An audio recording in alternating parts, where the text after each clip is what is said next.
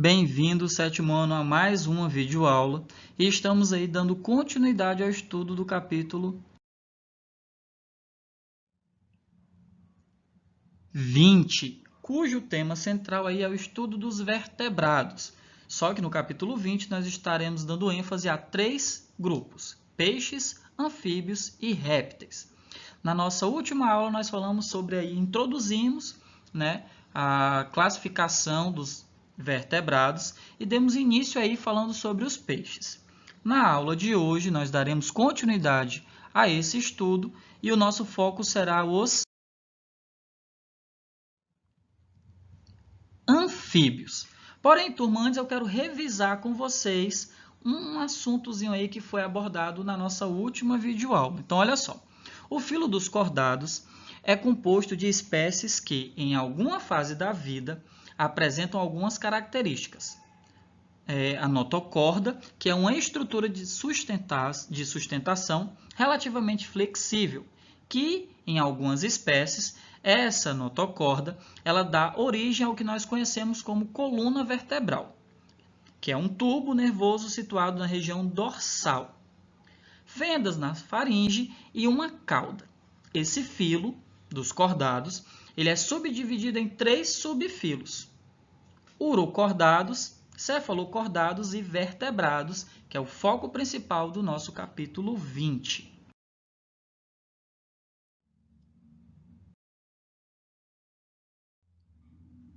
E aí vamos dar uma revisada novamente de o que são os vertebrados. Os vertebrados constituem o principal grupo, incluído no filo dos cordados.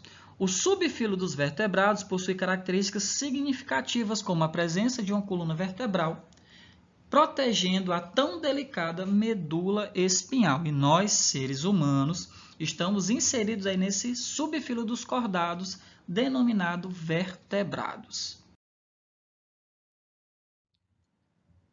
Os vertebrados são dotados de um endoesqueleto, que é um esqueleto interno, que é ligado a uma série de músculos, e essa série de músculos ligadas ao nosso endoesqueleto nos proporciona aí sustentação e movimentação do nosso corpo. Nós vimos também que os vertebrados são divididos em 5 classes, turma. Peixes, que vimos na nossa última aula, anfíbios, foco principal da nossa aula de hoje, répteis, aves e mamíferos.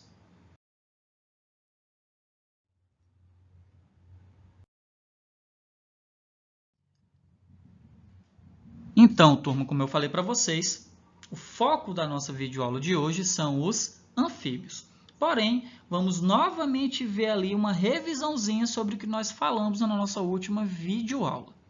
Em termos evolutivos, acredita-se que os peixes, assunto que nós estudamos na nossa última videoaula, tenham sido os primeiros vertebrados a surgirem no nosso planeta. Depois, algumas espécies de peixes evoluíram para os anfíbios, que é o foco da nossa aula de hoje, que correspondem a um elo entre seres que são adaptados ao ambiente aquático e ao ambiente terrestre.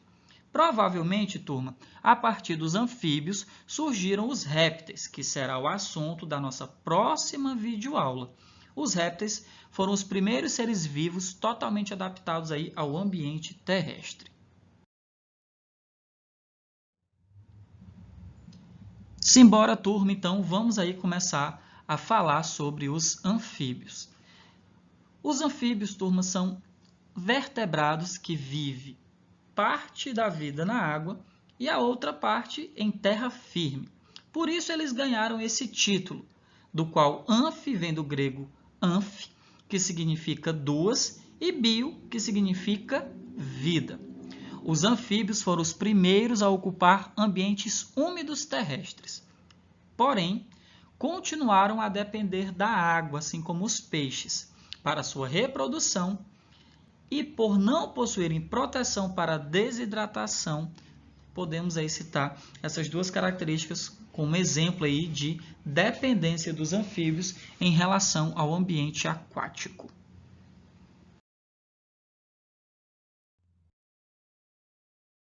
Falando aí sobre os aspectos corporais, os anfíbios são vertebrados dotados, na maioria das espécies, de 4 pernas. Se eu citei aí na maioria das espécies, isso significa dizer que nós teremos anfíbios que não possuem essas 4 pernas. Sim, turma, teremos. E veremos isso aí durante as classificações dos anfíbios.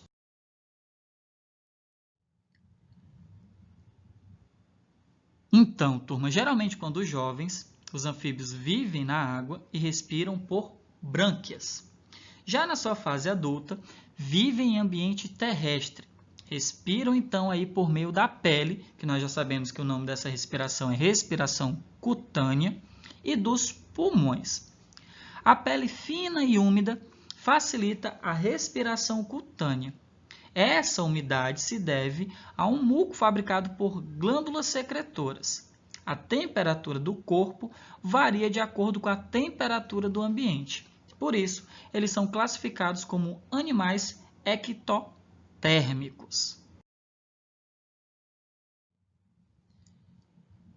E olha só, turma, você sabia? Os animais que têm a temperatura variando de acordo com o ambiente são chamados de ectotérmicos ou pecilotérmicos. Eles não são capazes de manter a temperatura do corpo constante, dependendo então de uma fonte de calor externa para permanecerem aquecidos. Assim, os grupos de animais ectotérmicos são peixes, anfíbios e répteis. Então já anotem aí na agenda de vocês. Peixes, anfíbios e répteis são animais ectotérmicos ou pelicilotérmicos. A palavra pelicilotérmico significa de calor variável, já que pelicilo quer dizer variável e térmico tem relação com calor. Em ectotérmico, ecto significa externo. Falando aí mais um pouco sobre a anatomia dos anfíbios, o sistema circulatório dos anfíbios é caracterizado da seguinte forma. No coração, encontramos 3 cavidades, 2 átrios e um ventrículo. No átrio direito, ocorre a entrada de sangue rico em CO2, que é o gás carbônico, enquanto no esquerdo há uma entrada de sangue rico em O2, que é o gás oxigênio. No ventrículo, os 2 tipos de sangue se misturam e são transportados para todo o corpo do animal. Ao chegar ao pulmão, é oxigenado e retorna ao coração.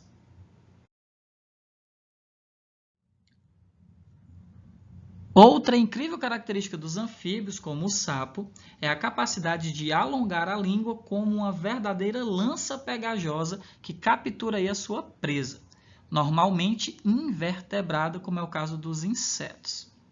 Diferentemente da humana, a língua dos anfíbios é pregada na porção anterior da boca, sem ter relação com a porção posterior.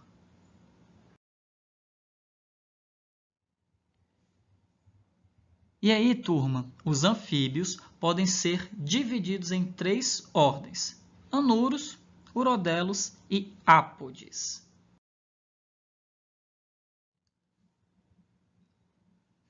Anuros são aí anfíbios, né? E dentre esses anfíbios nós citamos os sapos, as rãs e as pererecas.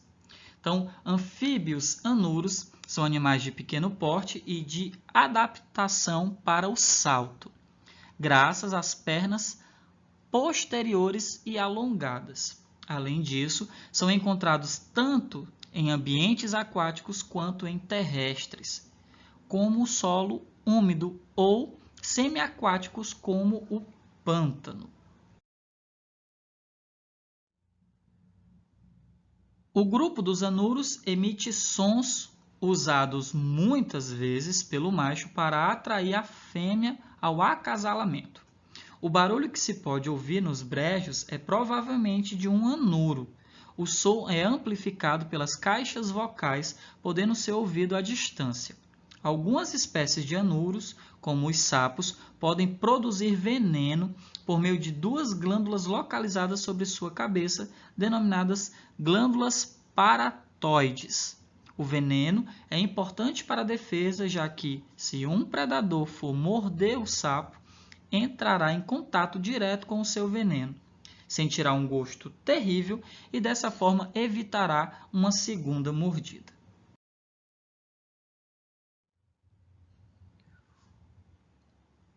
Urodelos, temos aí como representantes dessa classe as salamandras e os tritões, como vocês observam aí nas nossas duas imagens. São animais que têm corpo alongado, provido de cauda. Além disso, as espécies terrestres são dotadas de pálpebras protetoras nos olhos, e as espécies aquáticas não possuem essa estrutura.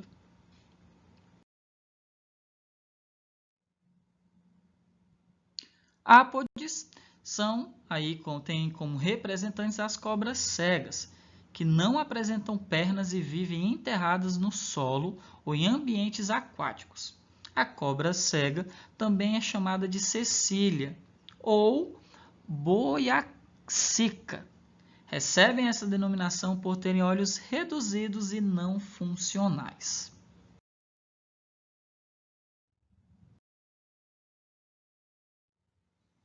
Falando agora sobre a reprodução dos anfíbios, ela é sexuada, mas apresenta-se de forma diferenciada entre as espécies.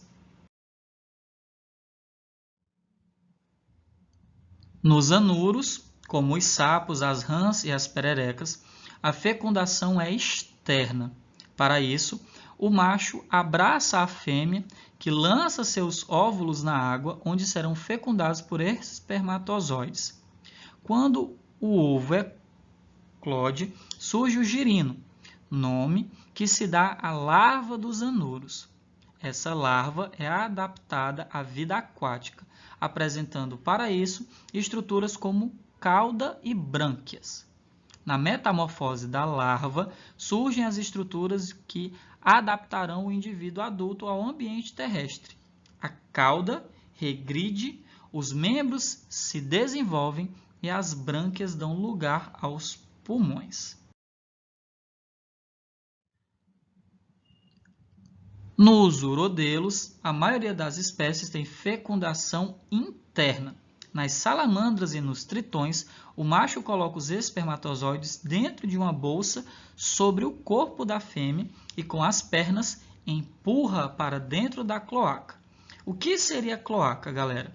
A cloaca ela corresponde a uma estrutura que serve tanto como aparelho reprodutor, como para a saída de substâncias inúteis ao animal. Em algumas espécies, como as salamandras tigre, a larva não completa sua metamorfose. Amadurece sexualmente e, como consequência, há a produção de novos indivíduos a partir da larva. Já nos ápodes, a fecundação também é interna e o macho introduz o espermatozoide na fêmea.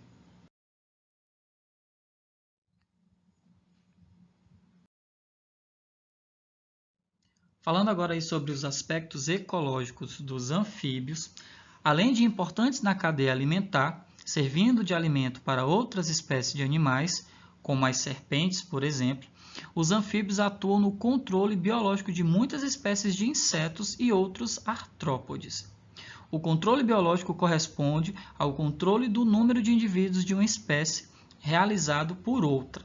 Assim, os sapos, como exemplo, comem insetos, evitando que haja exagerada proliferação e, consequentemente, desequilíbrio ecológico. Então, aí, meus pequenos cientistas, estamos finalizando mais uma videoaula. Vocês vão realizar as atividades na página 271 e 272 do tópico Exercite Sua Memória. Um grande abraço, turma, e até a nossa próxima videoaula.